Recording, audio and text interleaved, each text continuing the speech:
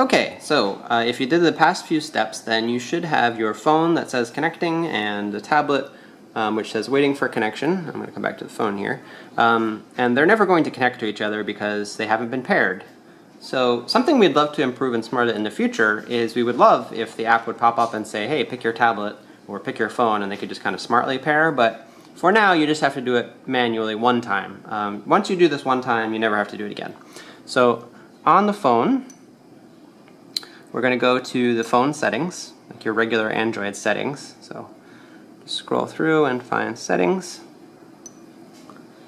And we want to go into the Bluetooth section. Okay. And now what it's doing is it's showing you all the devices nearby.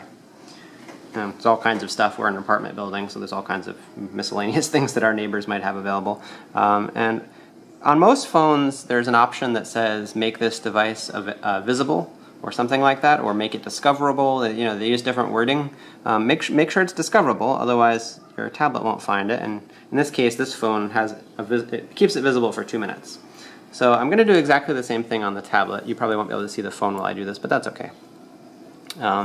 So you may notice when it's in full screen mode, if you just swipe from the edge, you can get the controls, and then you can go back to home. So I'm going to go to settings on my tablet and do basically the same thing I just did. Here's settings.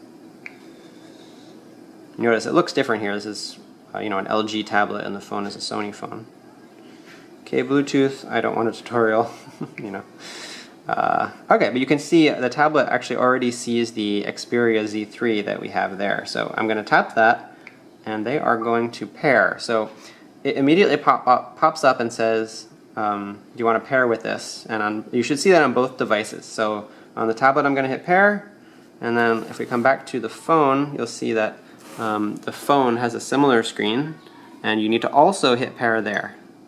Once you do that, you'll see paired devices, and you should see the name of your tablet. We named it SMARTA McSmarty Pants. So that's fine. And that's how you know that they're ready to connect. And now the way to test the connection is if we go I'm just going to go back to the home screen. I'm actually going to close the SMARTA app just to let it start fresh, and that's always a good way to start a new Bluetooth session, because Bluetooth can be a little bit flaky at times. So stop the previous running version of SMARTA like I just did, and we're going to put that there for a moment. And we're going to do the same thing on the tablet app. We're going to go back to the home screen after we close the SMARTA screen app, right? Okay, so here's what you do. Now that they're Bluetooth paired, they know about each other, you always want to start the tablet app first, okay? So the tablet app, remember, it comes up and it says waiting for connection, okay? This is step one. Only once it says that do we want to come over to the phone and start that, because this it kind of expects things to work this way. The phone is immediately going to start looking for the tablet, and if the tablet isn't running, it's honestly not smart enough to find the tablet if you turn the tablet on later. So let's start the remote, and it will say connecting. And if all worked, and this can take, could take 10 to 15 seconds depending on the particular devices you're using. Let me get the tablet out of the way. The phone will switch to a view that looks like this, that has a list of the animals in your study, or the ones you're seeing here are from Raymond's research, as well as various controls like testing and training that we'll talk about in another video.